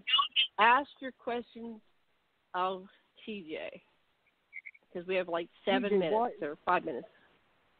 Why is it when everybody else can get a hold of you with no problem, I can't? What's going on? I think the number I gave you is one of the ones I lost. I don't know if somebody came in my house and took them because they were right here by my bed, but somehow they disappeared. So out of 4 phones I own, 1 landline in the house, I've only got the one I'm talking on. And Janet will give that to you so you can call me after. Janet, apparently Susan really wants to talk to me. It's just one-on-one, okay? Sure. Yeah. Okay. And I don't understand. I want to ask you a psychic question. Oh, no, sure. You're a psychic, right? Yes, ma'am. I'm an empath, cognitive, a precog. I claim all of that. I'm Cosmos Ambassador. I work on all levels. Okay. Beta, Alpha, Theta, Delta, Gamma, Sigma, Tau. Okay, then, in relation to that, what am I? I'm on the real high councils, right, from the other universe, multiverse, and all that. Yes, ma'am. Am I the only one here on the planet for my people? No, ma'am. I am you. You are me. We are they. You're my other one. Where are you from? Which universe? The 7th. The one I'm from is Arfactinum or Factianum universe. I didn't hear that. What? You're a universal being. I can't hear. Can anybody tell me what she's saying? I can hear her. I think you're speaking universal. That's weird. I can't hear her. All right, so it's universal levels. We're having trouble in bandwidth and vibrations and sounds, and that's because the language we speak, Susan, isn't modified. So we've got to speak in our biological. So first of all, we have to accept our biological forms and become humanoids. And then we've got to find each other on the planet. So it's part of the game. And it's not the easiest game I've ever played because they made me a No. communication operator. It's not part of a game. It's part of direct interference by the negative ET Scourge because they don't want us to connect. Okay. All right. Well, it's however you interpret it. So I apologize. I don't think it's on my part, Susan, so please don't take it personal. I'm a very open, I'm actually a personality on Facebook, so please connect with me on Facebook. But most of the time people think I'm on Facebook, but I'm not. I'm a developer inside GoDaddy. So I have a probe core, a cPanel, and it's a different level. And then so when I punch buttons in domains, it goes into Facebook. But I'd be more than happy to assist you. How do I get a hold of you? How do I call you? Do I Skype you? Do I Messenger you? You have an iPhone. Yeah, can I Messenger you? Skype her. Yeah, you can Messenger me. Yeah, Janet, please give her my phone number when we get off. Janet has a direct line to you, and when she disconnected us, we got disconnected. You said okay. Yeah, I thought you had already exchanged numbers. No, I couldn't get a hold of her. I called her and I get the answer machine every single fucking time, and it's a mixed garbled up. It's like Happy New Year, like that. All garbled. Happy New Year. That's all I could get out of it every time I try to call you. Interesting. Okay. It sounds like we're being interfered with. Thank you. Yeah, that's exactly what it sounds like. Okay. I wanted to ask her. You heard the book Masquerade of Angels. I'm getting echo feedback of my voice.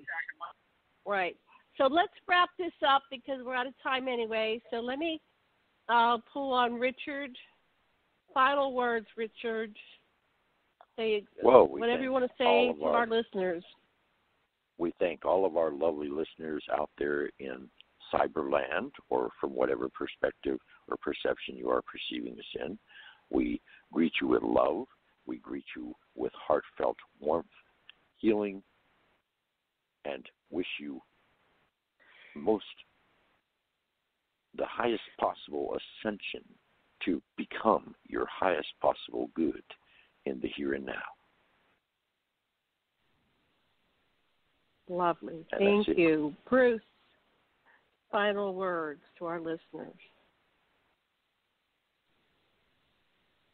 Oops, wait. Gotta click you on. Sorry. Your mic was off. You're probably talking away. Go ahead, Bruce. Final word. Open your minds our listeners and open your hearts to new information. That is the time you will grow and ascend. Thank you. Susan, final words to our listeners? Get in tune with oneself and trust your gut and your intuition, and don't react to everything that's different with a knee-jerk, fear-mongering, want to attack it kind of reaction. Instead, start interacting with it empathically. Try to sense what the entities and what they are, and don't fall for the sadistic entities that are portrayed in the book called The Masquerade of Angels.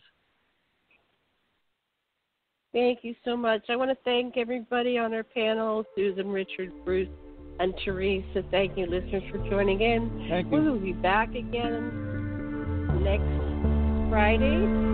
Actually, it is Christmas. We're going to do a special show with Richard Knight.